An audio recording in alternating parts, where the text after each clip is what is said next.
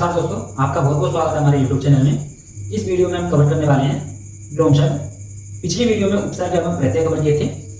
विलोम शब्द की परिभाषा देखें। जिन शब्दों के अपने निश्चित अर्थ होते हैं उन शब्दों के विपरीत अर्थ देने वाले शब्दों को विलोम शब्द कहते हैं। इनका प्रयोग उच्च स्तरीय लेखन, कविता एवं भाषा कला में किया जाता है। अर्थात इससे भी सरल भाषा में पढ़ें तो इसकी सरल भाषा क्या होगी? परिभाषा, एक दूसरे के शब्द का उल्टा अर्थ बताने वाले शब्दों को विलोम शब्द या विपरीतार्थक शब्द कहते हैं।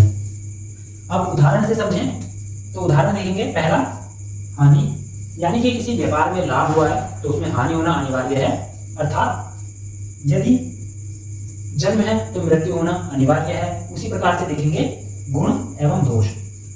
गुण का उल्टा दोष होता है और दोष का उल्टा गुण होता है, यानी कि एक दूसरे के विपरीत अर्थ बताने वाले शब्दों को विलोम शब्द कहते हैं। उसी प्रकार अगला उदाहरण देखेंगे, माता एवं पिता, ये एक दूसरे के विपरीत हैं। सत्य एवं असत्य, यदि सत्य है तो असत्य होना निश्चित है। पाप, पुण्य, पाप क्या है? पुण्य होना अनिवार्य है। पुण्य क्या है? तो पाप होना निश्चित है। उसी प्रकार से आदि एवं अंत। नमस्कार साथियों, आपका फिर से स्वागत है हमारे YouTube चैनल में। जैसा कि इस वीडियो में हम तत्सम शब्द कवर करने वाले हैं। तत्सम शब्द की परिभाषा देखेंगे। संस्कृत भाषा के वह शब्द जो हिंदी भाषा में बिना किसी परिवर्तन के ज्यों के त्यों प्रयोग किए जाते हैं उन्हें तत्सम शब्द कहते हैं।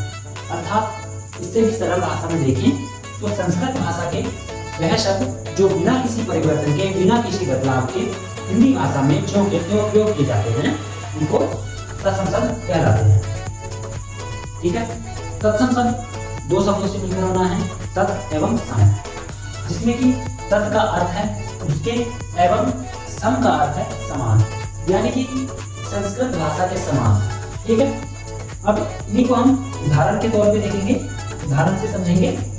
उदाहरण पहला है हमारा नासिका। नासिका जो शब्द है संस्कृत का है एवं हिंदी में भी ये ज्यों का त्यों ही प्रयोग किया जाता है। नासिका का अर्थ होता है नाक एवं मुख। मुख का भी जो है सेम रूल है, संस्कृत भाषा में प्रयोग किया जाता है एवं इसको ज्यों का त्यों हिंदी में उठा के रख दिया है। इसका अर्थ होता है मुंह, सूर्य, चंद्रमा, रात्रि। नमस्कार दोस्तों, इस वीडियो में हम तद्भव शब्द देखेंगे। पिछली वीडियो में हमने देखा था तत्सम शब्द, उसके एग्जाम्पल के तौर पे एवं परिभाषा के तौर पे। इस वीडियो में हम तद्भव शब्द को देखेंगे, एग्जाम्पल एवं इसकी परिभाषा। तो परिभाषा क्या होगी इसकी?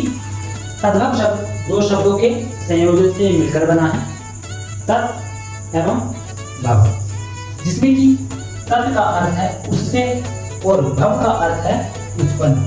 अर्थात संस्कृत से उत्पन्न परिवर्तित शब्द तद्भव शब्द कहलाते हैं, यानी कि संस्कृत से जो उत्पन्न शब्द हुए हैं और हिंदी में परिवर्तन से बोले जाते हैं उन शब्दों को तद्भव शब्द कहते हैं।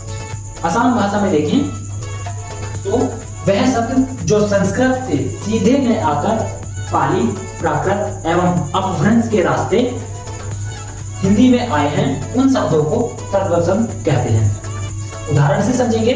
नाक, नाक को संस्कृत में नासिका कहते हैं एवं इसका परिवर्तित हुआ है पाली, प्राकृत एवं अपभ्रंश से होते हुए, इसलिए इसको अब हिंदी में बोला गया है नाक। सूर्य, सूर्य का भी यही क्रम है, ये भी पाली, प्राकृत, अपभ्रंश से होते हुए हिंदी भाषा में, शुद्ध भाषा में सूरज कहलाया गया है। उसी प्रकार रात्रि का देखेंगे।